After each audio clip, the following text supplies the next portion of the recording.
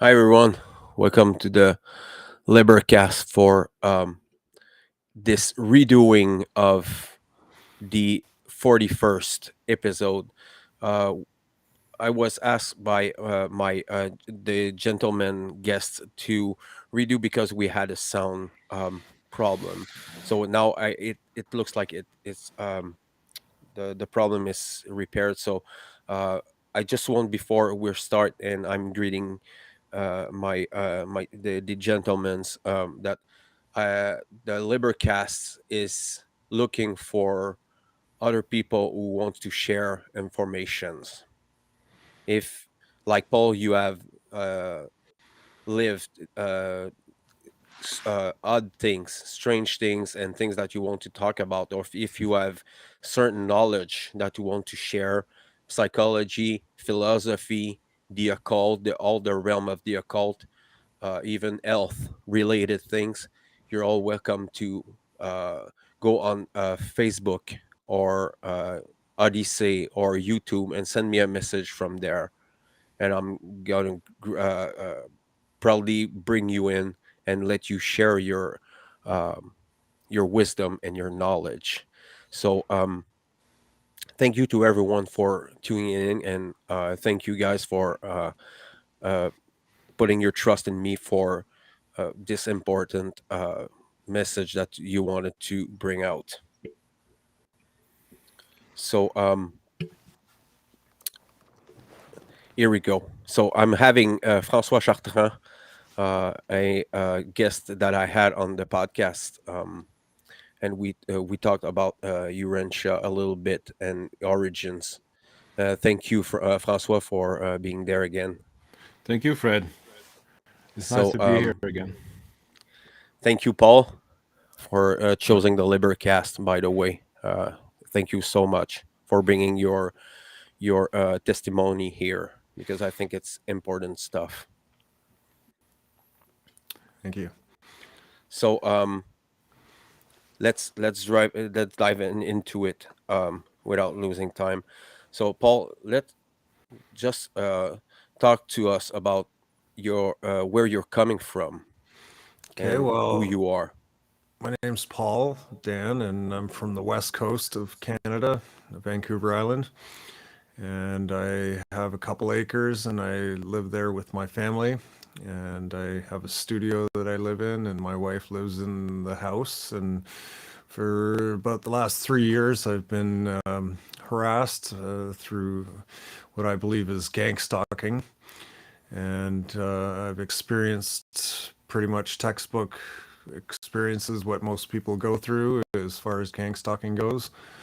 Um, it started for me one night. I was in my room and I got a text, and it was, "So, how do you feel about being alone in your room while your family is down in Mexico on vacation?" And I was like, "How does somebody know me that I'm in my room right now?" And so I was a little bit shooken up and didn't think too much of it. And then I turned on my sound system, and it just started talking, basically threatening me and insulting me and harassing me. Um, they basically were like, "We're going to ruin your life." And um, we there was a woman in California that was from Google, and she came across your profile, and she thought you would be perfect for the program.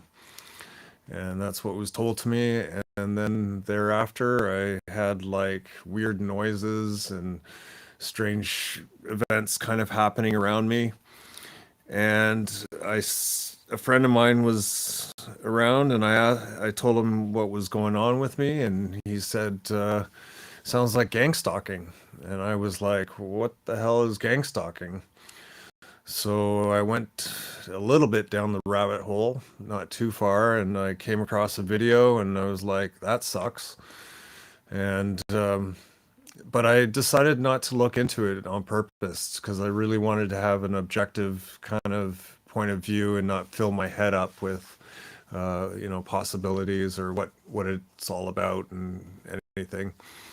And so stuff continued on happening to me. And I would, every time something would, I would have like pulsating senses on my body. And one night I'm laying there and it feels like an energy field just going into my head. And I couldn't walk for about 2 weeks after that.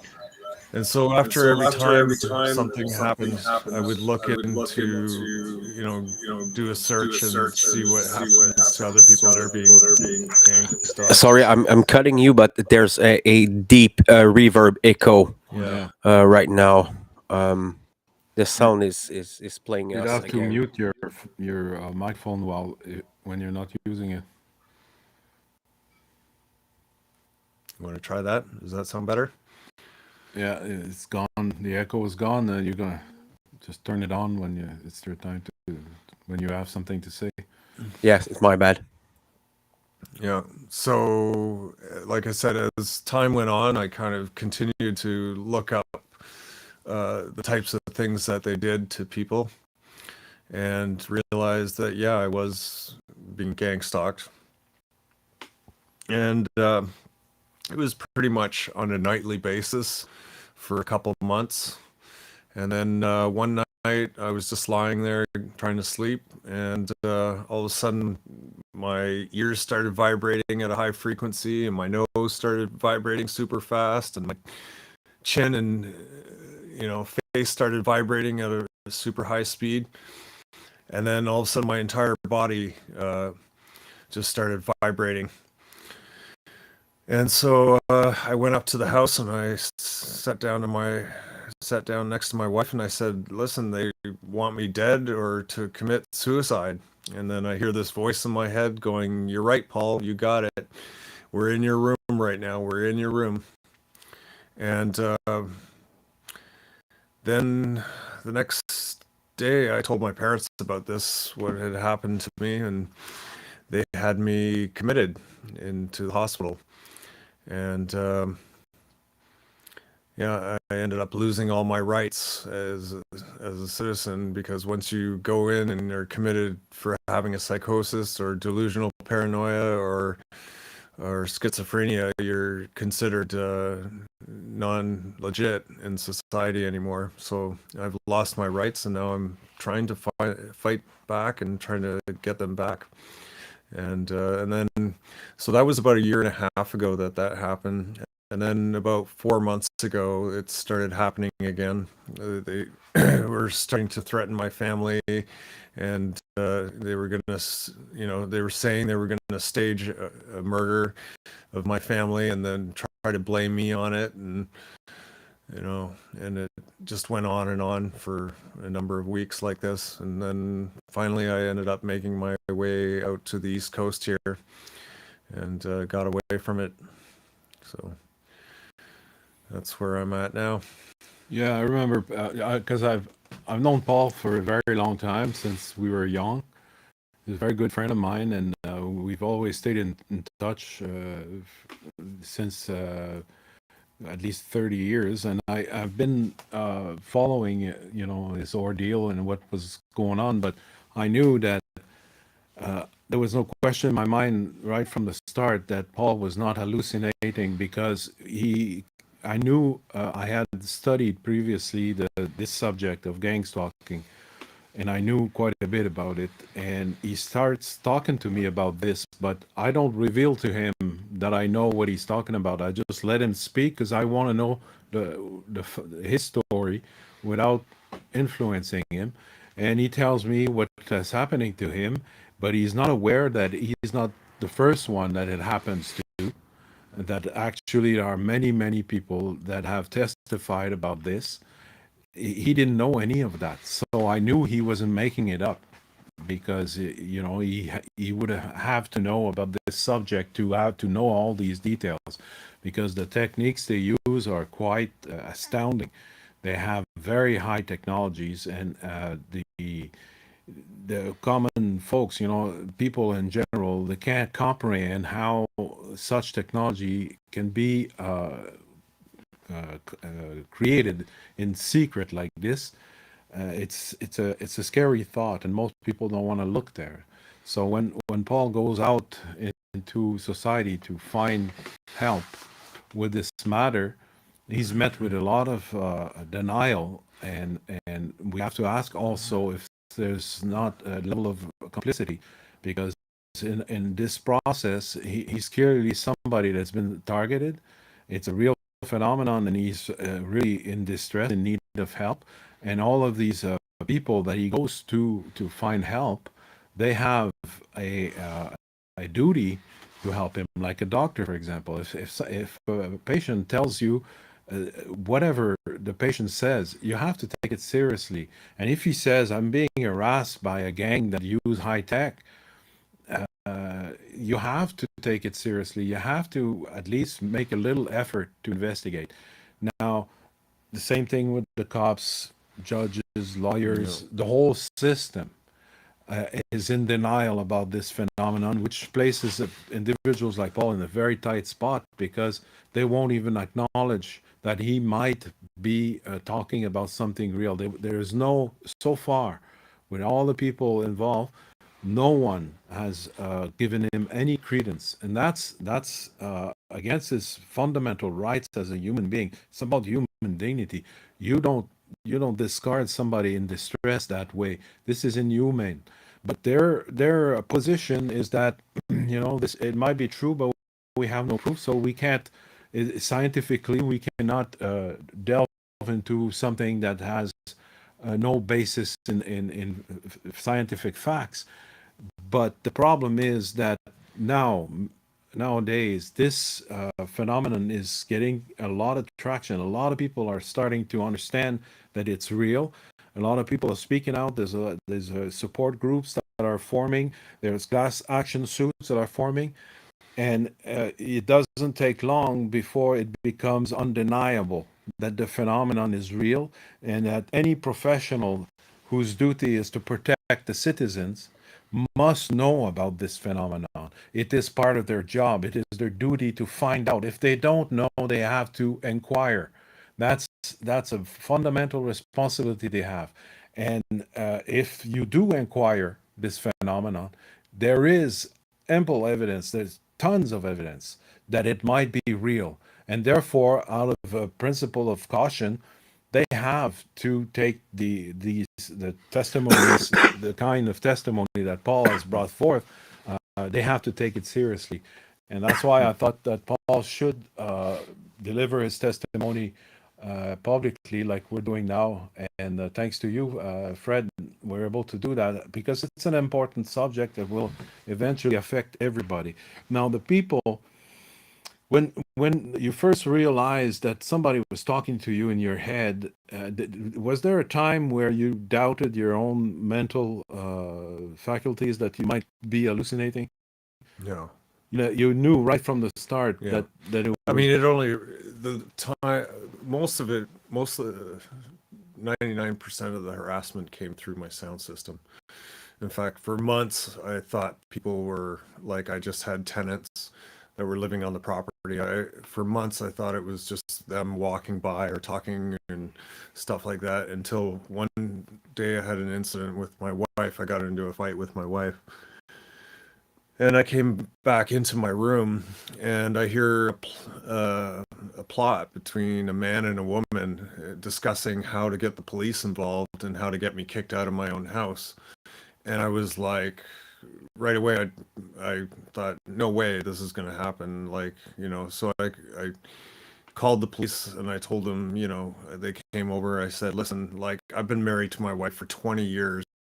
I would never lift her a finger, but I hear the plot to like get me kicked out of my own house. And she was talking to some man, or somebody was talking between a man and a woman. Well, So they interviewed everybody on the property, and there was no man or woman. So you heard a conversation between a man and a woman coming while you were in your room, yeah. and they seem to be discussing your case. They seem to be the people harassing you, and somehow you're able to hear their conversation. Yeah. And I heard lots of conversations between, they would be harassing me, and then I could tell somebody else had come into the room and they'd start talking. Like, I could hear other conversations them talking to other people, and then they go back to harassing me, and like I'll finish this story. The cop interviews everybody on the property. There's no man on the property, and I was like, "What the hell?" And so I go back into my room, and I started hearing more talking and footsteps, and then I put my ear to my sound system and realized that it was coming out of my sound system. So everything that I was hearing was 90% of it was like in my through my sound system. And yeah, I don't know. It's And just also, you told me, if I remember correctly, that you had been harassed on your car radio also. yeah, my car radio once, yeah, and deep fake videos. I got tons of those, constantly with hit with deep fake videos. Yeah, that's an aspect. Something would happen to me, and then all of a sudden I'm on a deep fake video where it's explaining exactly what happened to me, Yeah, or that's an converse, aspect of or the electronic harassment is very sophisticated. It's not just the effects they can produce on the target with the beam weapons, but it's also the effect they can produce with psychological it's warfare. total psychology. They use, I say, the most damage that they can inflict is mostly psychological damage when they intrude into your private life. They violate your private life by gathering,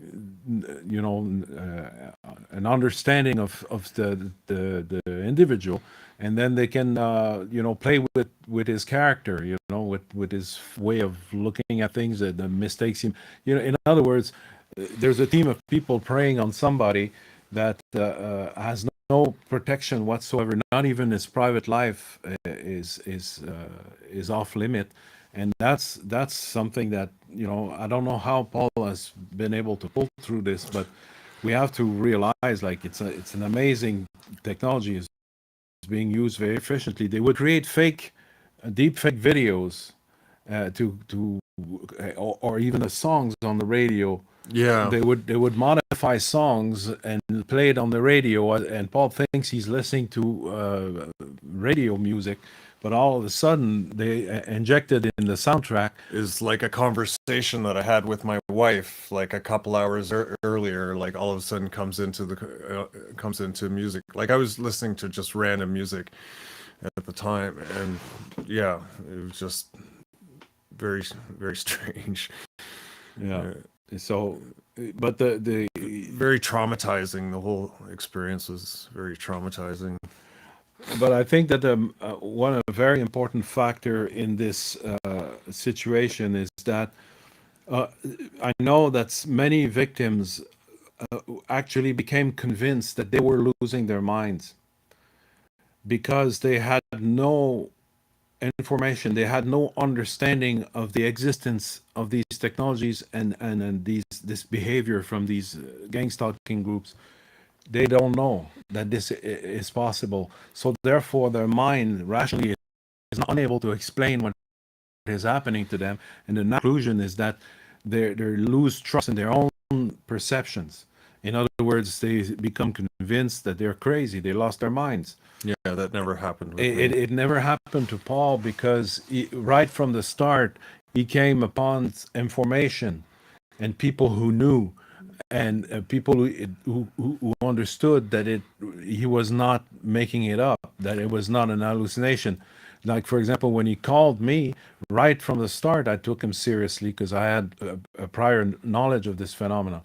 Therefore, it is crucial that this information gets out, because who knows, maybe somebody listening right now going to need this information in the future for their safety, and it's a very profound level of safety when you realize it's a psychological warfare, and the knowledge that of it is the greatest protection you can have against it, because now there's a limit to how much it can warp your mind when you have means of protecting yourself.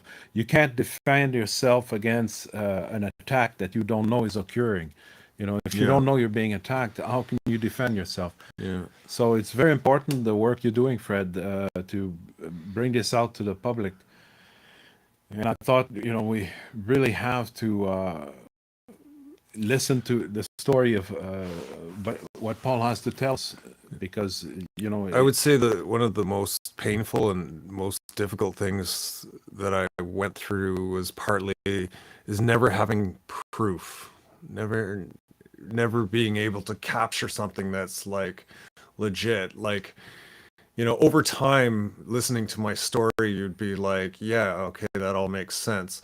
But in the moment of saying, listen, I'm damn sure I heard my voice and telling me that this is happening, at the moment, I can't prove it at all. And that was the most difficult part, was saying, hey, this is what I'm going through with my family and friends, and not actually having anything to show for it, and and that's knowing that it's happening to me 100%. Like, I never questioned my sanity throughout the process of it.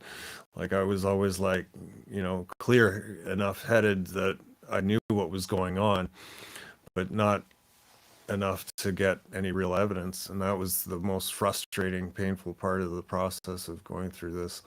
Yeah, and that's why education is so important, because that's part of the assault is based on isolating the individual. And that's why they make sure they never leave any traces, any proof, material proof that would give credence to the person's testimony, saying, I'm being harassed. Okay, well, who are they? What do they want? But the first step, is it real? Or is it imaginary? And it's easy to dismiss the whole thing, saying, well, we have no proof. The material proof is very, very important to create so that people realize that it's real, that it's serious. So the idea of isolating a person against their own families is based on ignorance. So if one of the members of the family, or somebody close in the circle of friends, has some knowledge of this, it changes the entire picture, because there's somebody with a voice aside from the person that we are trying to decide if they're sick or not. But there's somebody else saying, hey, listen, this is to be taken seriously. Maybe Paul is going through something very real, and maybe it's very dangerous, and we need to pay attention. And there has to be, at some point, some public official that will have to take this step, or at least the mainstream, somebody somewhere with some authority is going to have one day to say something publicly about this, and I expect it's going to happen sooner or later. But in the meantime, it's left to people like us, with our resources on our own, to have that leadership. But it's a subject that's very important for everybody, because, like Paul, you were saying that they were trying these techniques on you, but their goal ultimately is to perfect their technique so they can use it on everyone, because they shared with you that they had a plan to create a totalitarian system, that they wanted total control of each, political control of each individual. And history shows that once a government acquires this kind of power, it always goes to hell. Always. Yeah. It always brings more abuse. Like they say, power corrupts, but ultimate power corrupts ultimately. And once you have this totalitarian type of rule, it's devastating for any human society. That's what history shows us. So the idea that they're now in modern day using the most advanced technologies to implement very, very outdated mentalities. This is a very old world mentality, that humans must be ruled with an iron fist. And we've evolved past that a long time ago. But yet, those who have the most advanced technologies want to bring us back in time. So they're they're really backward, you know. And I think that sooner or later, this entire world is going to crumble around them, and I think it's basically is what is happening to them. But it doesn't make them less dangerous. They're out to get their their their targets now, because Paul has seen that their increase of the level of aggressivity from these group Yeah, the lately. last time they came, well, I come out of the hospital and I'm in my room for 5 minutes after being in the hospital, and they're like just so aggressive with me and annoyed, and just yeah, just really aggressive. So, And Paul, I have a question from a watcher, and I wanted to ask this question. And why did they doing that to you? Because uh, because well, usually when the people get gang stalked is because they have sensible information, or they are a a player in the scheme of things, with sensible information. uh, well, I was kind of living an alternative lifestyle, I guess you could say, and I think that brought attention to the gang stalking. And posting my videos or pictures on Google uh, kind of opened it up, I think, and that's what they told me, anyways. Yeah, because the idea being to isolate somebody, if you start with somebody that is already outside the norms, you know, Paul is like me. We're the type of people that we don't follow the norm. We're way outside the norm, and And just by the fact of what I'm saying myself on public venues, I speak a lot publicly, and just that enough is enough to provoke harassment. You know, in other words, the simple fact that we we are friends for a long time, and that we share certain values that makes us marginals, you know, outside the norm. But Paul is obviously, you know, if I was a spy, I'd like to work with him, you know, because he's the type of person, not that he's in, you know, he's into spying or anything like that, but the idea of a spy is somebody that has their wits about, and that they has composure, that has integrity, that has, you know, the ability to focus and remain calm. There's a lot of qualities that Paul has because of his life that has been a, you know, a great adventure like mine. I think that we're people of interest because we're outside the norm, and they I think they have perfected their mind control with the average person, with the you know, the normies. They have perfected those techniques, very advanced techniques, where they use the you know, Hollywood movies, and they use all kinds of content, and you know, all the way starting with childhood, and but you know, this mind control of the masses is something much easier. The real challenge is to control those creative individuals that are outside the norm, because they're the ones who are more likely to pose a problem, to detect your strategies, and to alert others. And I feel like they're in a very, very strategic phase of their operation, where it, you know, it's make it or break it right now.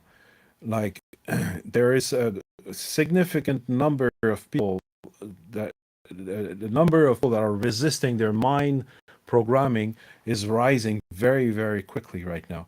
And I believe that they are truly concerned that while they have great control of the masses, they're losing that control very quickly by the hour, by the very fact that people are able to communicate much faster and more in a more dynamic way that they would have anticipated. In other words, I think that their system would have worked if they this, you know, if you discount the certain small percentage of the population which cannot be fooled with their technologies. And I think that's why they're harassing Paul. They're really going really far, because he's a trial case. the type of individual is hard to control because he's learned very early in his life to think for himself, to take decisions, and to go through his own project. Somebody that's independent minded, somebody that's adventurous and curious, somebody intelligent, has all of these. Yeah, I pretty much fit the profile to a T. Yeah, Yeah, there's nothing left out there. yeah. And so, therefore, they have to break him, to prove that their system is universal, like it will manage to control everyone. But stories like the Paul stories shows that this mind control technique can be defeated by people that are knowledgeable, and people that have the strength to share this knowledge, like what we're doing here today. I think that's something that they had not planned for, that they would be discovered ahead of the final move, because the idea is to create a world where they can come out in the open. Right now everything is covert, occult, and hidden, but you can't assume total control this way.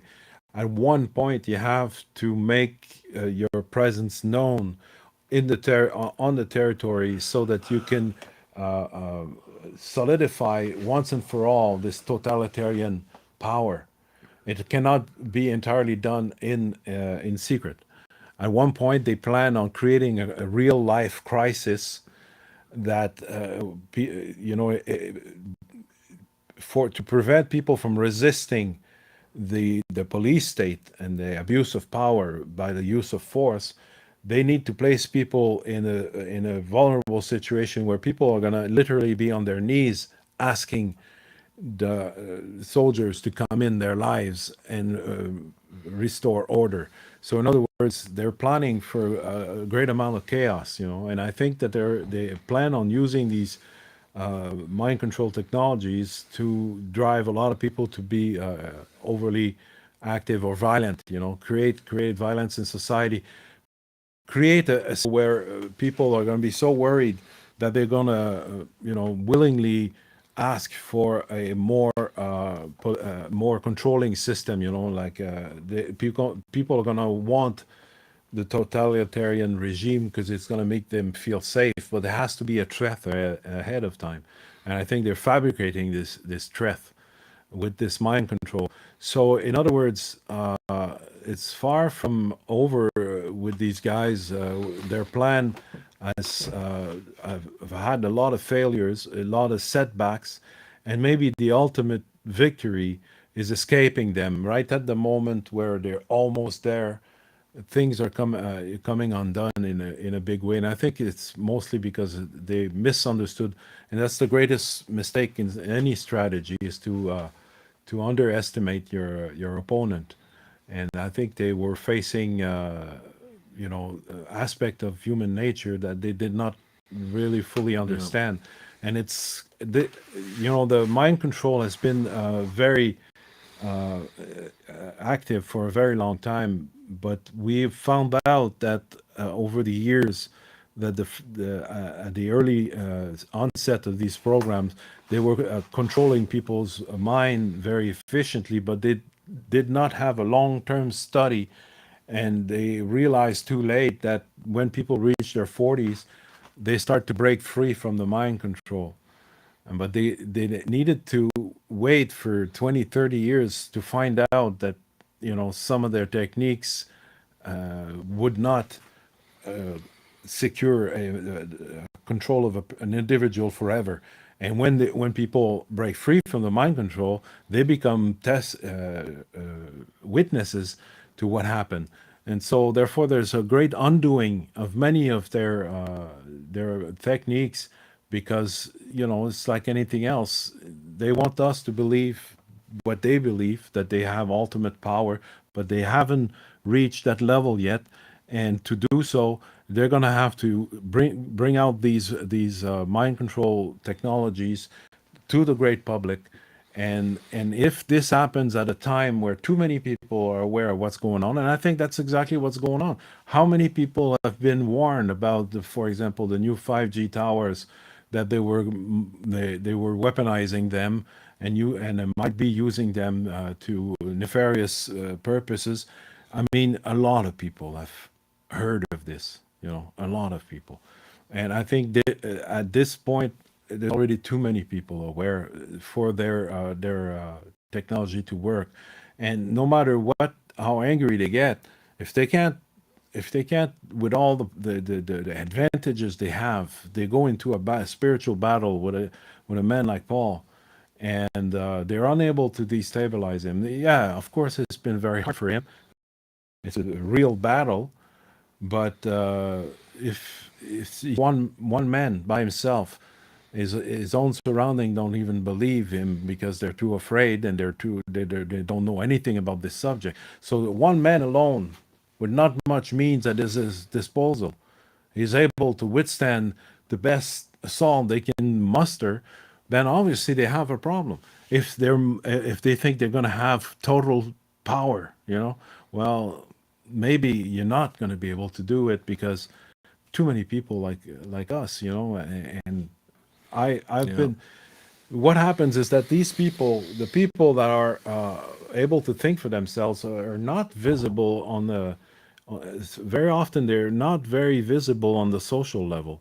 They're not people that are easy to identify and to see. But I think there's a lot more people than we think that are starting to open their eyes to a lot of what was hidden before. Like there's a wave of change where people realize that conspiracy is not crazy. I remember when I first started speaking about these subjects, it was very, very close. People were very, very close-minded, and it's the tremendous evolution ever since. It's tremendous evolution where to nowadays you have a good percentage of the population who fully understand that this world is run but from behind the scenes.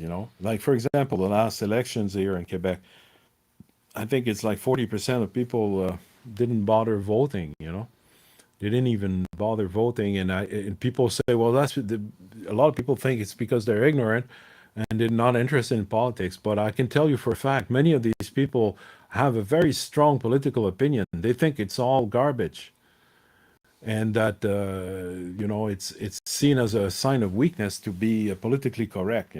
So I think we're on a verge of a very big transformation, and this subject of mind control and gang stalking, electronic harassment is extremely important, and I think that we're pioneers maybe in this field. Not many people come out in the open with this, but I think that it's going to make a huge difference very rapidly, because this is probably one of the most controversial subject there is, because with all these great technological advancement, the elite, the technocrats who control all of this, are promising us, heaven on earth. But once you see the type of people and the type of behavior that is displayed here uh, from the shadows, these people hidden think we can't see them. They think that they're not accountable. They think they're going to have so much power that they won't ever have to face the consequences of their actions. Is that the people are going to give us, paradise on earth? I don't think so. So they have a real problem of public relations. They have a very big image problem here if this stuff comes out and what they've been doing. Well, it's not just about this one aspect of their behavior. What's coming out in the open right now is that they're not the people we want to build a world for our children. They're not the right people, and we shall, how do you say the saying, we shall know a tree to by its fruits, you know and basically the fruits are rotten in this world where they have decided that the control of high technologies is the way to heaven, to the way to a better world. But this is not, technology will never, any system is cannot be better than the people who represent it. No matter how much power it grants, the way you behave, the way you are, the real power comes from within, from your ability to connect with reality, and that has a lot to do with having a strong heart, having courage, having love, because love is like your stare becomes like laser rays. You see things when you love the world and you love what you're doing and who you are, and you love what you're looking at. You see things nobody else can see, and that's the true power of the human mind and the human heart. And this cannot be replaced by any technological feat. All you can do is fool yourself in believing that you're more than what you think you are, and that's the worst mistake you can do in a battle, is to underestimate your opponent because you think so greatly of yourself. I think in many ways, they're how would I say, they took a large bite that they cannot chew, Yeah. and they might choke on it. Do you have that feeling that there is a sort Yeah. of a loss of purpose and control on their part? Oh yeah, for sure. Yeah, because I think they were pushing it so hard, saying that, like there's the whole purpose of gang stalking partly is to isolate you from the medical system, isolate you from the policing system, isolate you from your family, isolate you from your friends, and basically all those bases were covered. But I was still hanging on. I was still there, and I was still in my home, and I think that ultimately frustrated the hell out of them. And I don't know. I'm hoping and I'm guessing that maybe they'll give up. Maybe when I go back home, I'll be free from them for some time, anyways. So they had in mind that specific goal of making it so that you'd be homeless, you'd be Homeless. thrown out of your home. Yeah, and it almost happened a couple of times. I was lucky. I was lucky that I had the love of my wife. That, like, she's strong as anything. I mean, she's strong as can be, and I was lucky to have her throughout this ordeal, even though it created a lot of friction between us because I was constantly saying this is happening to me, and she would be, you're crazy, you're delusional. And eventually over time I was kind of like, look, all these different things are happening to me, always when I'm alone, and usually in my room. So do you not find if I was having a psychosis, I would have it on the outside of my room as well? Not just inside my room with the stereo system on. It was like, this has been going on for 3 years now. You can see now she's coming around slowly that, okay, maybe I'm not delusional. Maybe I'm like, I got something here.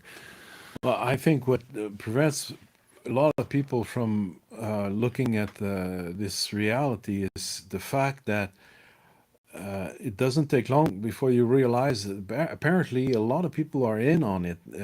Like if you go to a doctor, a specialist in mental health, and he's never heard of this ever, well, probably it's because it doesn't exist, because he's a professional. Yeah. He has authority. He has a Yeah. moral authority. And when you realize, like the police officers, the judge, the social workers, medical workers, all of these people completely oblivious, and they give absolutely no credence at all to Paul. Nothing at all. Not even one single person said, "Oh, really? We should check into that." Nothing. So it gives the impression to somebody witnessing this that either it's totally imaginary in Paul's head, or everybody's in on it. But in either case, it's scary as hell. And a lot of people are like, okay, if it's not an official reality that has been acknowledged by some form of authority, I don't want to go there because I'm Yeah. going to be alone against the system. Yeah. And most people don't have that inner strength in them to stand on their own and say, if the system is wrong, so be it. I'm not going to start behaving in a bad way simply because the system imposes these values. Well, you're not forced. Nobody is really forced to follow the system. It's just that we have to come to the realization that the system is us. In other words, all the mechanisms that are been placed there to control us can very well be used to, in our favor at the same time. It all depends on our personal involvement, each one of us, what we decide to do with our life. This is the system. This is how a real system works. It has a functionality, organic functionality, that involves all of the people that make it. All the moving parts have to be in on it. We all have to be in on the system for it to work. A system that becomes predatory is doomed to fail because it's excluding or creating enemies of some of these parts that are essential. These elites have simply lost their minds when they think they can mistreat the common people, like the workers. They can mistreat them without regard for their safety, for their well-being. It's stupid, because this is what makes the world go around, including their own economy, is based on the ability of the common people to go to work every day. So once we find out that they're not going to support, and they're not going to work in cooperation with the vast majority of us, then the question is, what are they planning for? If they don't take care of the bottom of it's like a building. If you let the foundation go to hell, well, apparently you don't plan on renovating the building either. It starts with the foundation. So they're letting the foundation crumble right now. So it is my understanding that they have a very short window of opportunity to establish once and for all their total dominance on all of us. And I think they're doomed to fail, because it's already crumbling. The economy is crumbling. Inflation is way high. And there is no solution being brought forth by any of their spokespeople. No representative has any ability to calm the population down, to give us some measure of comfort. There's nobody we can trust. And when we listen to our leaders speak, it's getting crazier and crazier. We have this Biden character in the United States that every time he opens his mouth, we'll get closer to a world of hurt. So all of this put together, I think they're out of time.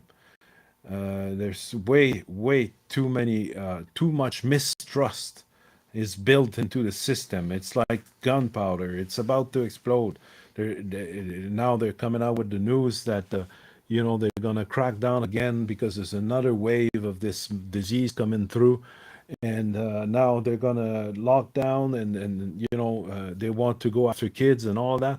So I think we're right at the edge where things are gonna break down, and it's not gonna be in their favor, because if a system breaks down, the humanity is automatically going to emerge with a new system. That happens overnight. This is a natural thing we do, human beings. We establish systems naturally without even making any efforts in that direction. This is what we are. We are the system. There is no other system greater and more powerful system than us. It's just that we have these people that manage to convince us otherwise for a certain time. But this is not the law, the natural law of the world. The natural law of the world is based on continuity, on greatest economy, on greatest harmony, and the ability to preserve and to share. All of these values that we see in the natural world are based on values that do not decay through time. So whatever tyranny is brought upon mankind is always a temporary phenomenon, and it always overturned. Is tyrannies are overturned always in very surprising manners, because the great arrogance of the tyrants is to believe that they have the ability to control beyond their knowledge. In other words, if you want to have control of people, you have to be close to them. If you want to control somebody's mind, you have to be in contact with this person's mind, and no mind is immune against the effect of a contact with another mind. And the controller is also controlled by his own behavior and his loss of meaning, his losing himself by getting somebody else lost. You have to go through the motion. You have to accompany the person you want to control in that control mechanism, which has an impact on you. And so, therefore, we're learning that the mind is not what we think it is. The mind is something that is dynamic, and it flows from one person to another, from one region to another. Ideas travel, and no matter who you are, no matter how much power you think you have, your mind is never shielded against the consequences of your own actions. It's impossible to protect yourself against yourself. And if you get involved in controlling other people, you'll find out that there is a resonance. There is a communication, a communion between human beings, even between the prey and the victim. The assault and the victim are both transforming themselves through these events. And so I think that we're looking at the last days of this world power that is the old world power, pretending that they are going to master the new world that is coming. But I think it's a lot of theater, a lot of illusions, and it's coming So I just want to bring something, because you brought a lot of different points there, and I just want to bring the more psychological aspect to it, because actually we are in the postmodern world, so we're in the post psychological world. The people who are studying human psyche have always known that how the mind is a receptor, like a radio antenna. So they know that our brain are sensible to vibrations. So essentially, they can hack the brain, and now they don't have to use this technology anymore, because people are culturally indoctrinated into it. So you have a part of um, gaslighting. For the people who don't know what gaslighting is a very insidious mind control technique that narcissists are using, and psychopaths they're using to discredit your own thoughts. They're like people like Paul, who are coming at the day, and they're telling their stories. These people, what they're answering to you. Oh no, it's all in your head. You know, it's because you're mentally ill. You know, and they're not even looking into what it is, because gang stalking as such is not new. Gang stalking exists for years now, because first of all, we are in the era of information. There's no way that people can justify ignorance. We have information at the tip of our fingers with the smartphones and the computers and things like that. So mind control can be countered with knowledge about mind control. yeah, exactly. So if you know that people are using this against you, you already in the path of healing yourself, because because nobody can control your mind.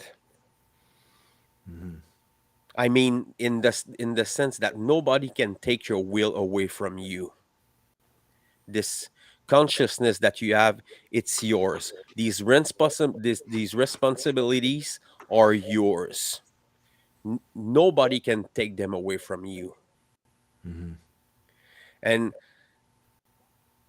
I just want to say, because there's this um without I don't want to be rude, but I think there's a lot of victimization, mind control, this scarcity mind control that is crippling us right now. We're bombarded with warmongering and scarcity and depression, and people are thrown these candies that we're calling SSRIs and antidepressants, Hmm. because they know people are waking up slowly from it. You cannot avoid it. It's like the more you're trying to control the will of people, the more that people will respond to it. It is the principle of polarity in the Yeah. natural law. You're pushing the people into an agenda, and then when the pendulum is going to get back from it, when the swing is going to get back, there's not going to be it's not going to be beautiful. It's not going to be a beautiful story with a happy ending, Hmm. because evil can win. Yeah. Evil can win. Well, they've been winning people for a long people are time. people are indoctrinated into moral relativism and solipsism. The will and the consciousness of people are getting stolen from them. Hmm. Your responsibility is stolen from you, because you have this word. I purposely separated the word in two. It's your responsibility of things. This world, it's not all beautiful. There's beautiful thing outside. There's nature, you know. There's the stars, you know, and the relation we have with others. And then we think with the technologies that everything is gonna be better, but people are getting even more separated by technologies. We're completely um, we have a deep amnesia Yeah. Yeah, I know what you mean. of our origins and how the brain works and how our emotions works. Yeah. Yeah, I know, because people forget history so quickly, and they don't realize that all of the great transformation, all of the great strife, when we see a political system collapse and the birth of a new system, all the great historical movements, it was always very tragic. There's always a lot of violence. And now suddenly people think that we have reinvented the wheel now. We're wiser now. We're much more evolved, and so there's no danger of societal collapse and the your relapse of old behaviors. We think this it's been cleaned out of our lives, but the dirt is there. We see it every day. We haven't evolved that much. It's very, very slow. So history is still pertinent.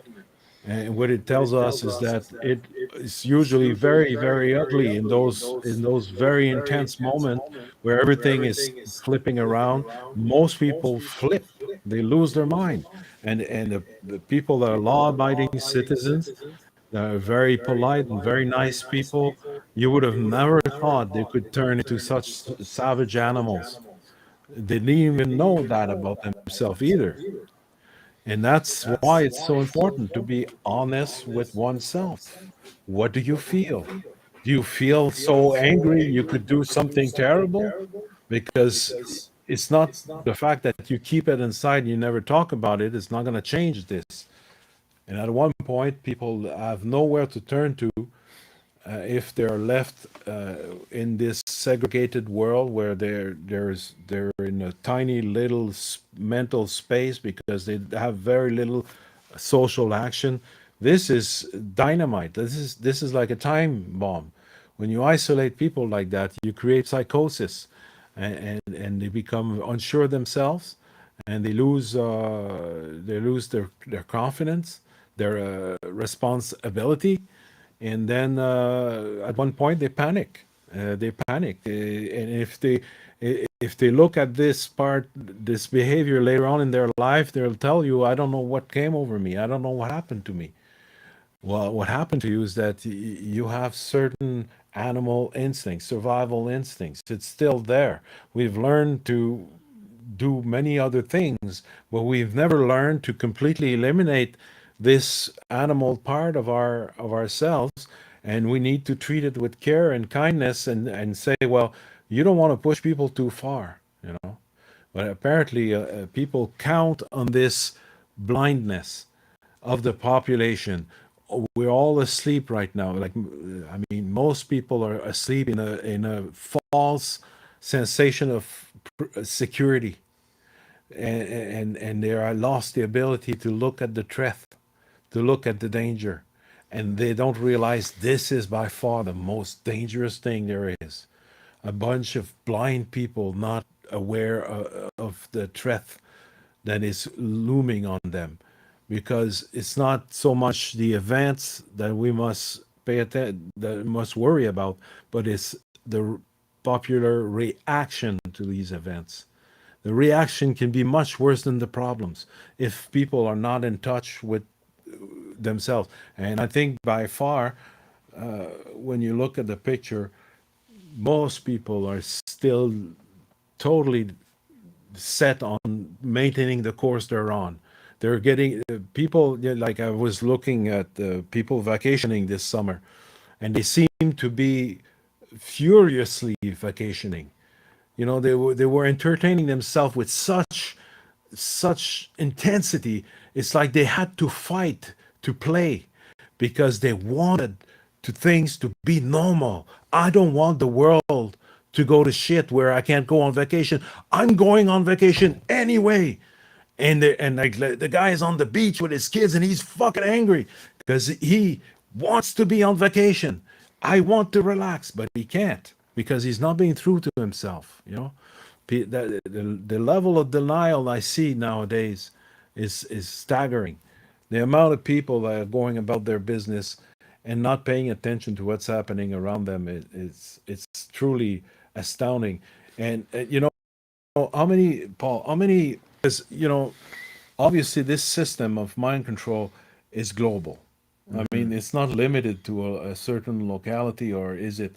But do you suspect that they might choose targeted individuals in different communities to make sure that they never meet each other because they're too far apart and things like that? How many people are there, like in your case, you think? I think there's probably about 10 or 15, maybe more. But I think it's localized. Like, from my understanding of it all, is that they're pretty much in every major city and every town in North America, and they spent $1 trillion on this program. And I think what they're doing is basically what I've done unknowingly, is create a sleeper cell army of people that are against me and my family and potentially my friends. And they've been, spying in and locking in to, my inner circle. And I think that's where it's at. Yeah, You know. I heard you the other day refer to them as warriors. They're a part of the military, you think? Well, yeah, they're a security firm, which apparently gets most of their money from Amazon and Google, and some of the biggest tech companies are behind the gang stalking, funding it under the table. And yeah. And so you think that they're because they're private armies now. This is not Yeah, I the mean, in the United States, there's more people in the securities industry than there are in the actual army. yeah, yeah. Yeah, because I remember like 30 years ago, there was this guy, Norio Ayawaka, out of Arizona. He had a civilian intelligence network or something like that. And he was saying about Walking Hut security agency in the area of Groom Lake in Arizona, where they had those secret military bases. And he was saying these are private soldiers or Yeah. mercenaries, and they're the ones in charge of the security for all this. And he's the one that first told me about mind control techniques. Like there was a paper where he explained what he had found out about the fact that these private security agency like Wackenhut were using mind control technologies, and he was talking about the prime frequency, like I was explaining the last show. The primary frequency of an individual is a wavelength emitted by the brain, who's processed through different regions of the brain to create what we call consciousness. But each individual has a unique primary frequency, just like their fingerprints. And once they are able to read your primary frequency, they can decode all the signals from your brain, including the subvocal signals of the thoughts that you entertain within yourself, the words you pronounce in your mind without saying it out loud. They can hear these words. Oh yeah, I mean, You've I've experienced it. And I would say what they say they can do, I can say they can do. Yeah, they can. In other words, you think something, I'm and very impressed with what they can do as far as that goes. And my understanding is your DNA has its own frequency, and once they hone in on that frequency and they match a similar frequency, it's like a two-way communication system. It's just like your cell phone or your computer. Once they know the frequency of your cell phone, they can tap into it. It's the same kind of thing. There's not really much difference between you and your cell phone. One's made out of plastic and one's made out of flesh. So, yeah.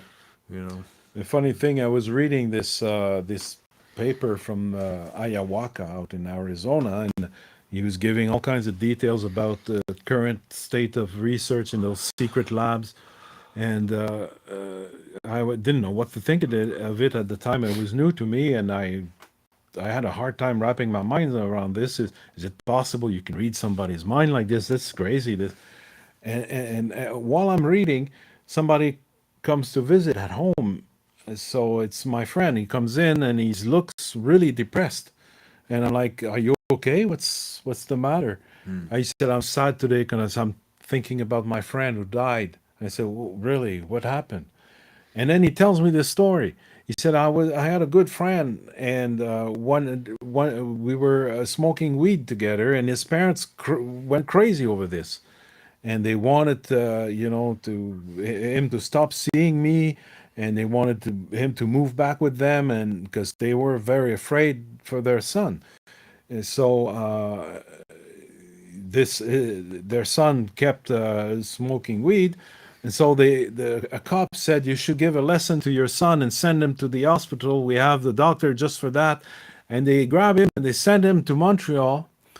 He was there for about 3 months in the hospital, psychiatric hospital in Montreal. He comes back home in a very remote rural area, and he started telling his friend, "They talk to me in my head. The people there that they placed a microchip in my brain, and they can talk to me." And he said, when I drive past a electric transformer, it clicks in my head. He says, "I know they put something in there and they're talking to me." And everybody thought he was crazy. My friend thought he was crazy. Everybody thought he was crazy. But I asked him, was this guy interested in science fiction novels? No, he barely read anything. He's a guy he works in the wood, and he's not educated. He doesn't no interest in any of these subjects. He had never spoken of anything strange like that. It's just when he came back, he He was convinced they were talking to him in his head and all of that. Well, eventually, he committed suicide, and by immolation, he poured gasoline over himself, and he drank it too.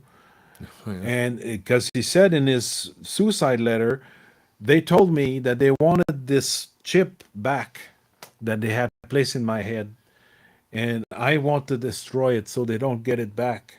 And that's why he chose to kill himself this way. But these are horrible, horrible story, of and again, this man who killed himself could have been saved by a simple, for example, if I had the paper in my hands and I had met this guy, I could have told him, you're not crazy. So just relax. We're gonna protect our each other with this knowledge. This is why it's so important nowadays that these things come out in the open, Yeah. because it's happening. It's happening big time to a lot of people. Probably somebody, somebody close to you, somebody in your neighborhood is dealing with Well, this. they say there's something like 2 million victims in the United States. So I'm I sure. wouldn't be surprised. I I think wouldn't be. I think it's more than that personally. But Yeah. Yeah, and the people, the thing with is what is insidious about this is most people who are victim from that don't know it, know yeah. nothing about it. Yeah. Oh yeah. So it's very, very insidious Yeah. technologies. There's very insidious techniques for mind control.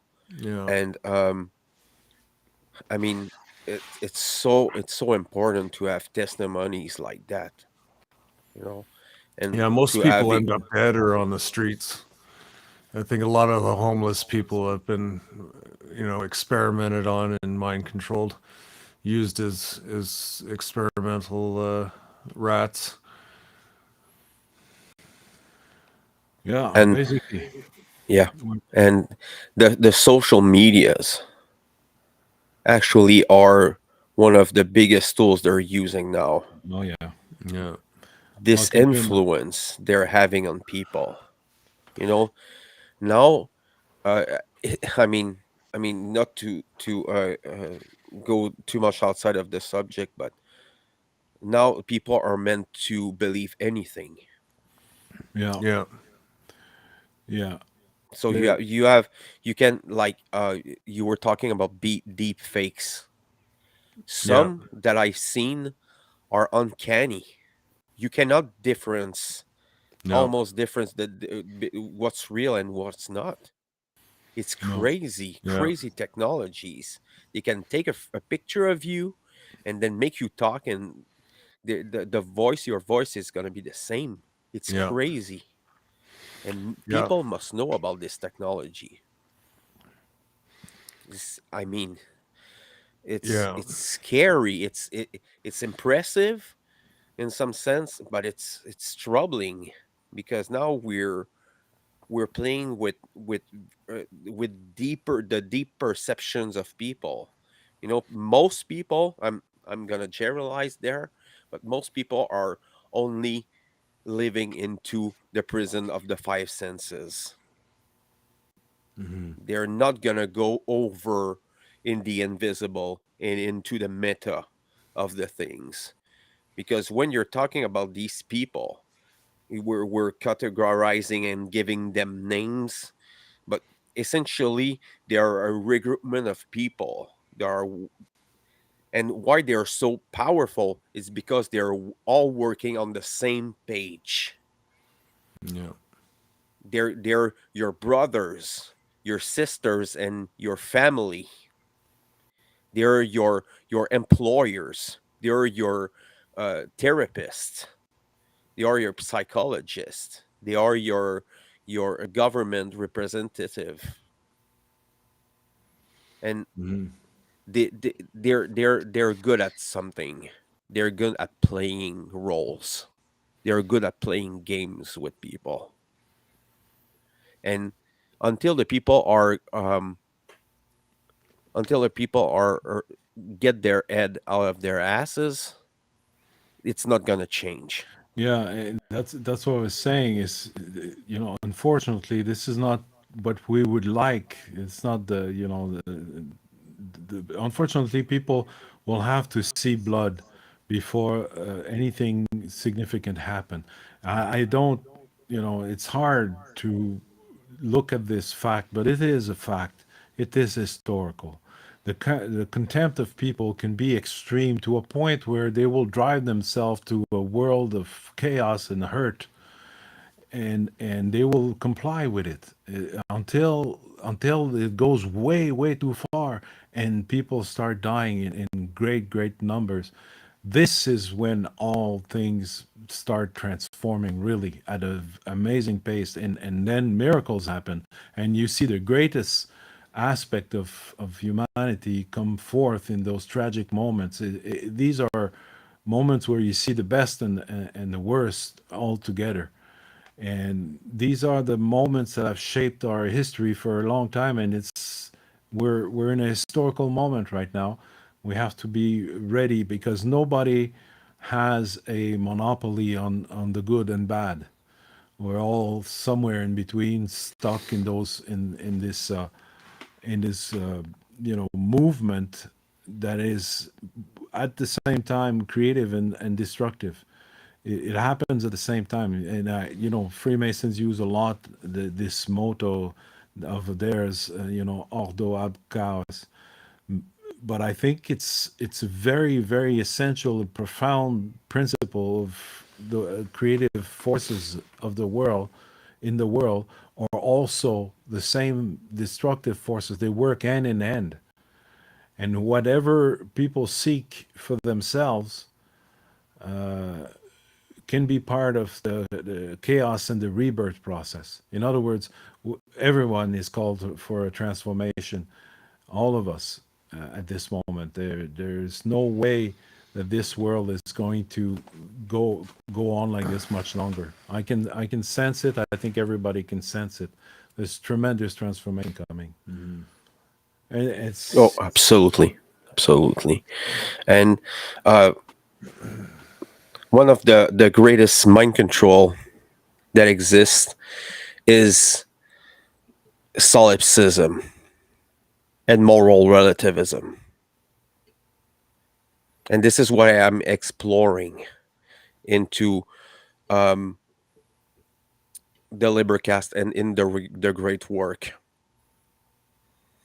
because we have this trend on society, and I've made a some surveys myself. I question people, and I want to bring it back because I think it's a good example. I ask people, do you think that there's good and bad in the world? Do you think there's a difference between right and wrong? What do you think that people answer to me? well, this moral relativism is very popular nowadays, and people think that there is no. It's all about perspective, of an opinion. There's nothing that is objectively wrong or right. It's all about your perspective, your opinion. So, in other words, it's okay to take someone's life because from your perspective, it feels good. Well, because people are considering not they're considering they're doing it for, like, voting. Let's talk a little bit about voting. What a insidious mind control technique, because Yeah. you're stealing the ability to choose to people. Democracy, the old democracy thing, it's all a lie. Yeah, to It's make all you a think lie, you and have a choice. you have the choice to not participating. Essentially, free will is the ability or not, or the lack of choosing for yourself, because essentially we cannot control people around us. We cannot change the people around us. We cannot change their opinion. And the only thing that free will is the ability to take decision for yourself. But in the grand scheme of things, people think that the common good is outclassing the individual needs and the individual goods. Hmm. But all of this is a, very, very barbaric way of seeing things. All the Western civilization has been construct upon um, foundation of morality and freedom, because we're here in Canada, and in Canada we didn't have Great Depressions. We didn't through World War in I mean in the country. We we did not receive bombs for what I know, in the history. We didn't get like conquered by other people.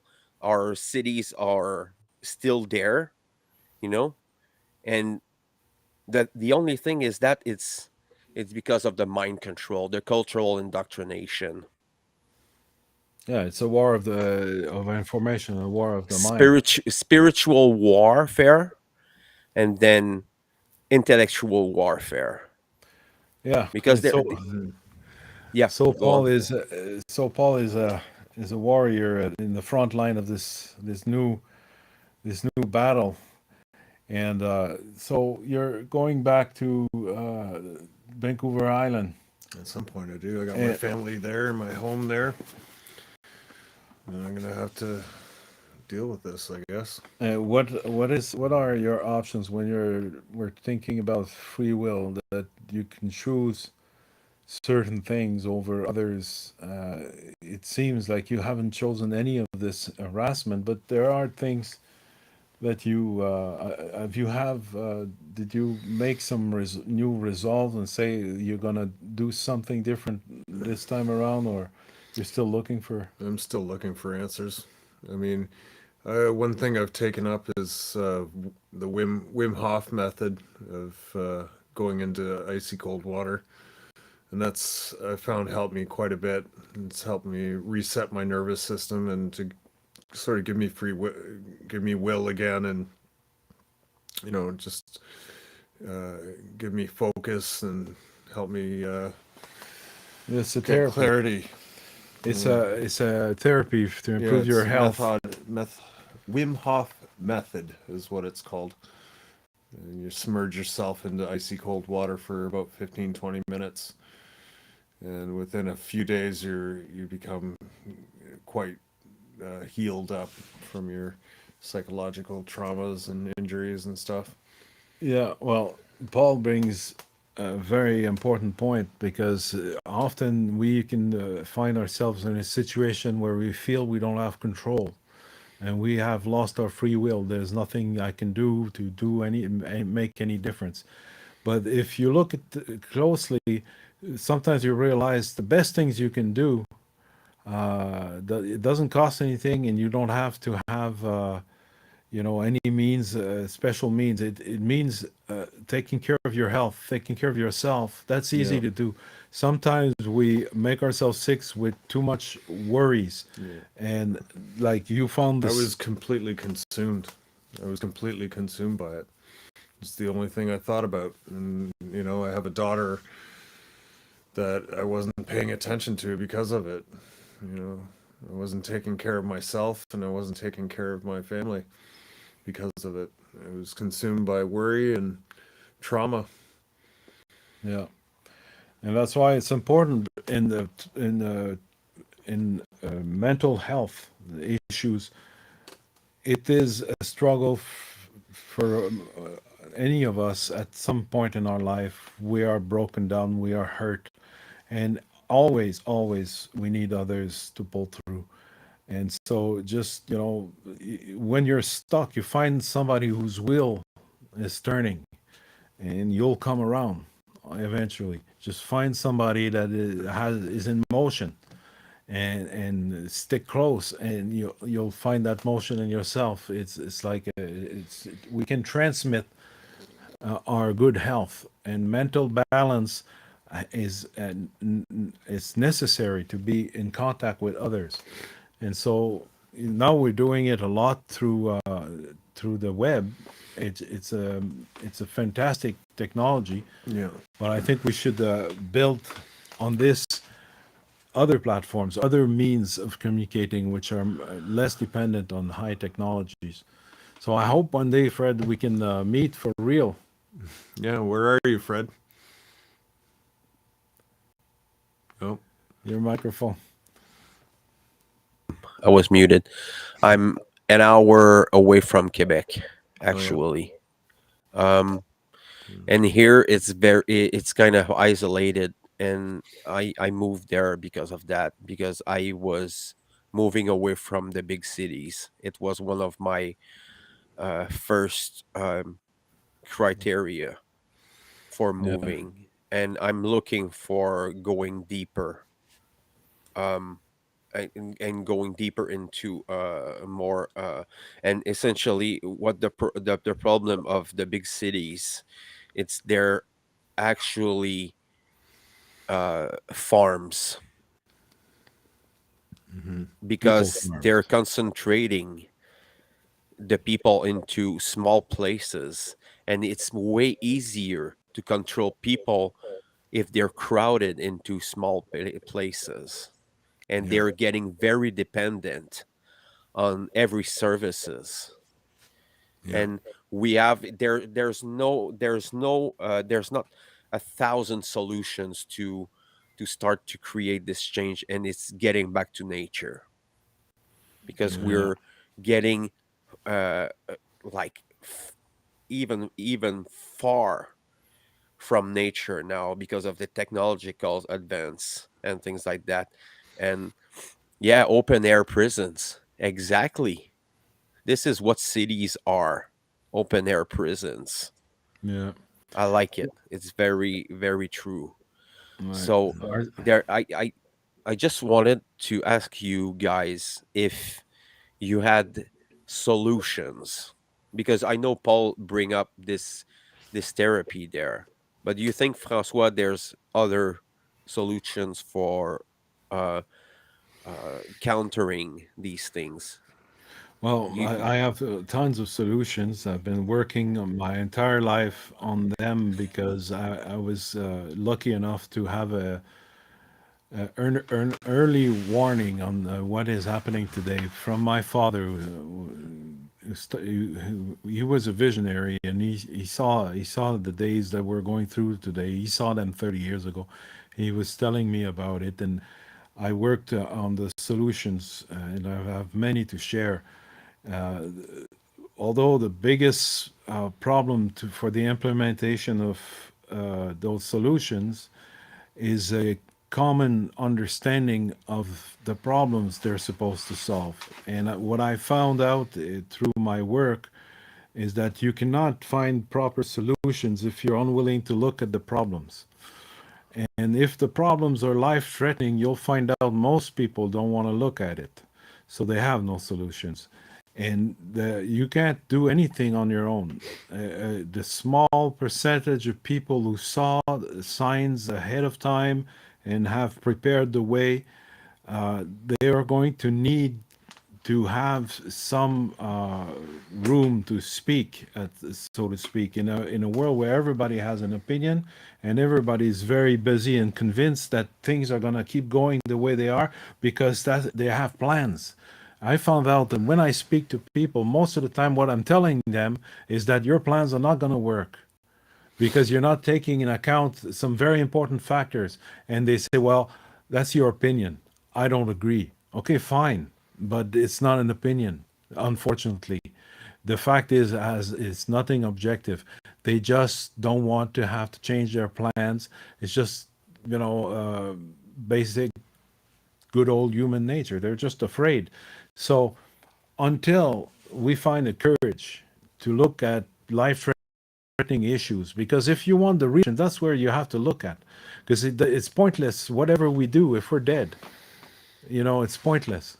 The most important solutions have to do with how we stay alive in a world where there's a lot of danger. So if you don't want to look at the danger, then no solution can be brought forth.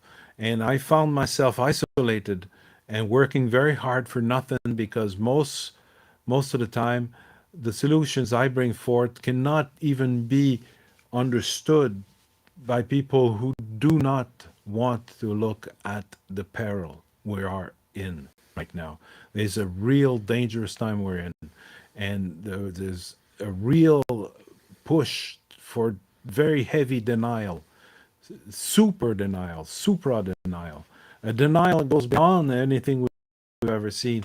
The denial that can be best described as mental illness, you know.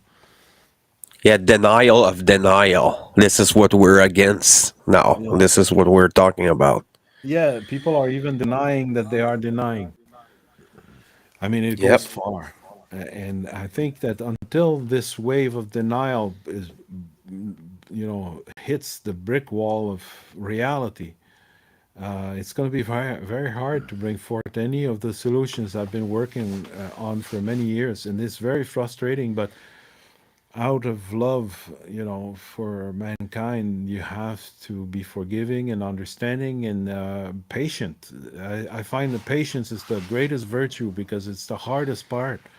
Is that all these things, we could do them now, and I know that if some of the solutions I have in mind had been taken seriously and implemented, many lives would have been lost.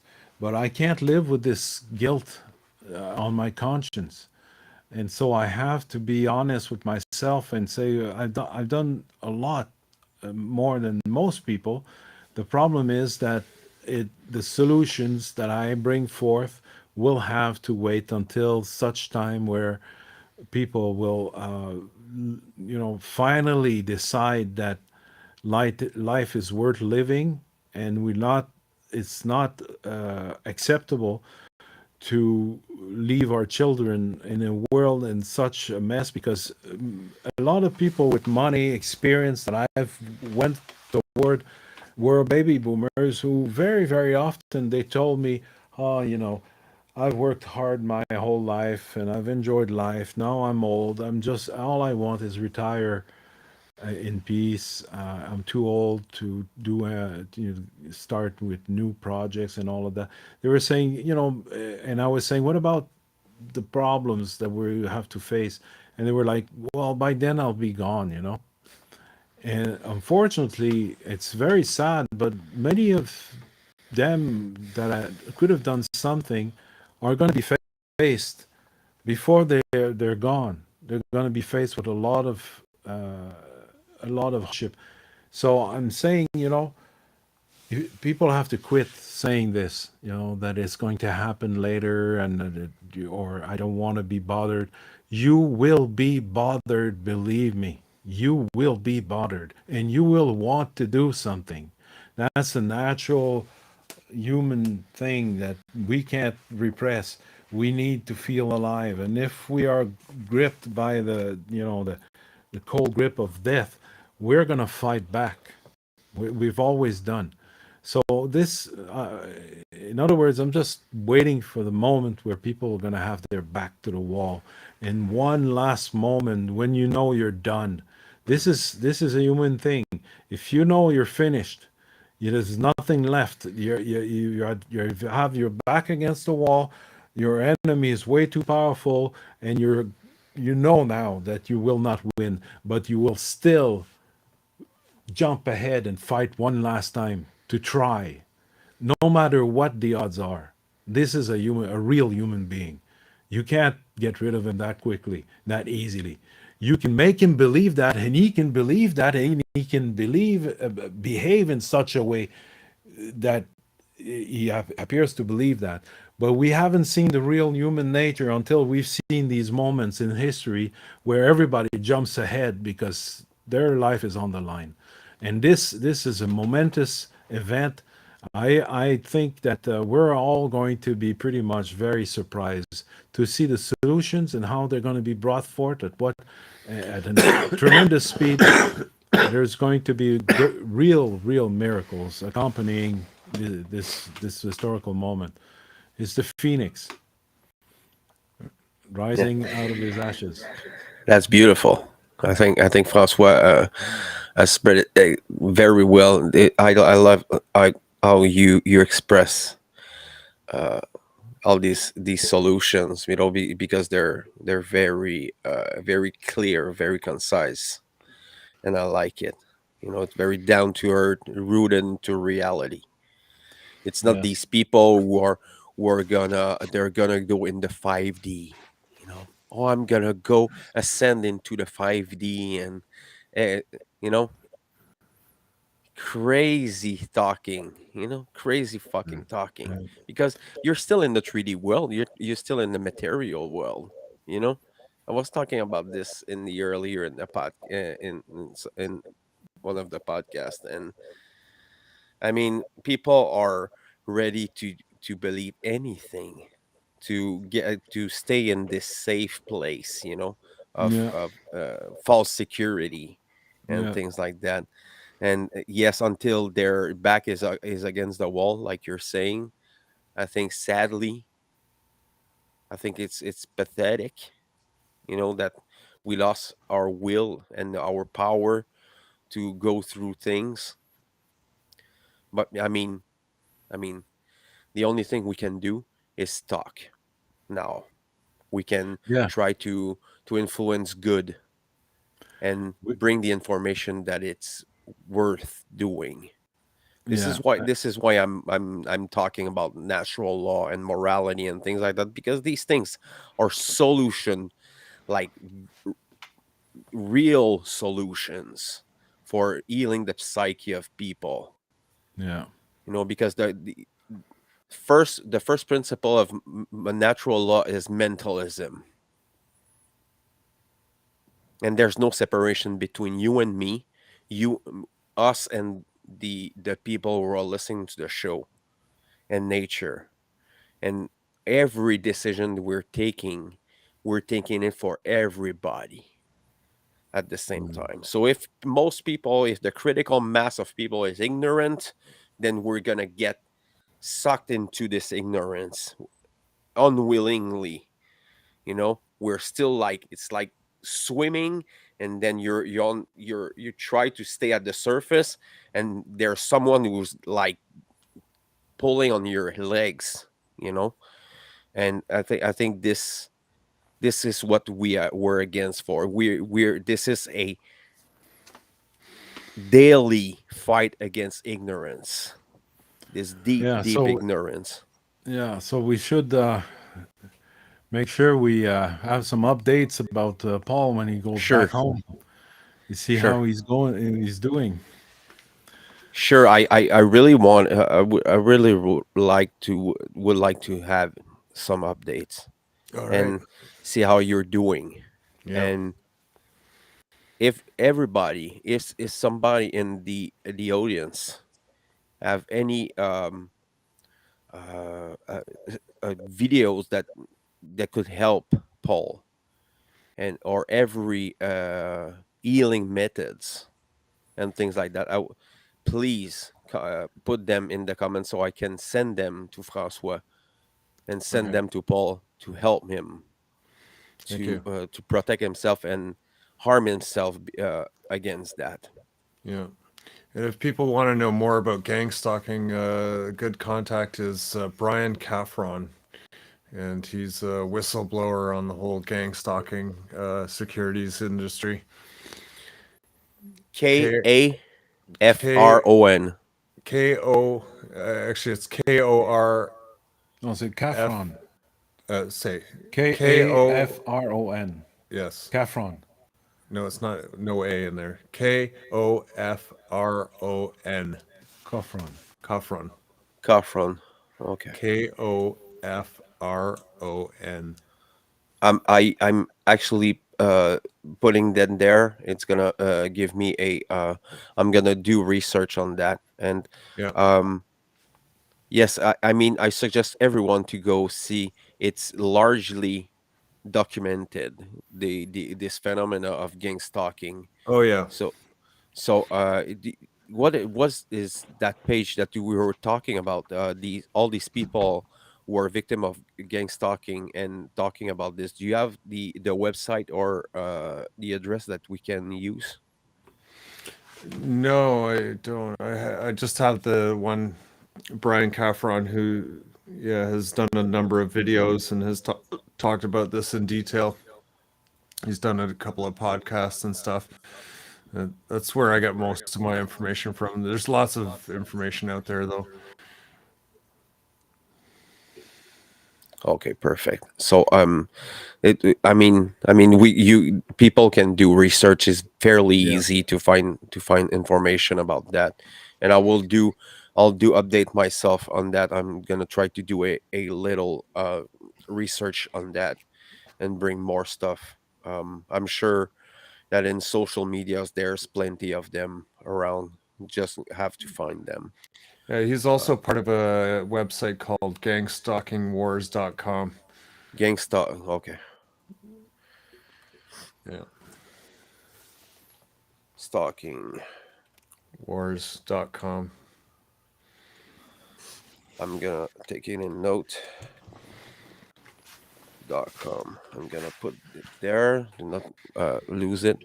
Um, I would like to thank you guys for being there tonight and offering your wisdom and your testimony, Paul, and your experience.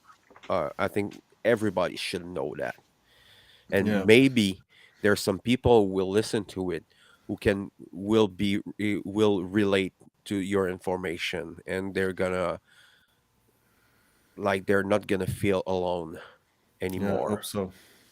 So thank you so much for your testimony, and I would like you to send us updates and how you're doing, and All right. so I can tell to the people at the same time, because All right. I mean it's all about care, you know, Yeah. is where you're putting your attention. And I I I'm doing the Libercast because I care about people. Mm-hmm. I wouldn't do it if I didn't care, you know. So thank you so much for people, and I'm gonna go to bed because I'm burnt out. Yeah. Me Yeah. So too. Yeah. thank you very much, I people, think All and right. Nice to see you thank you thank again, you, so much, Fred. Francois. Take Yeah. care, man. Okay. We'll see Take you Bye-bye. care. soon. Bye. Bye.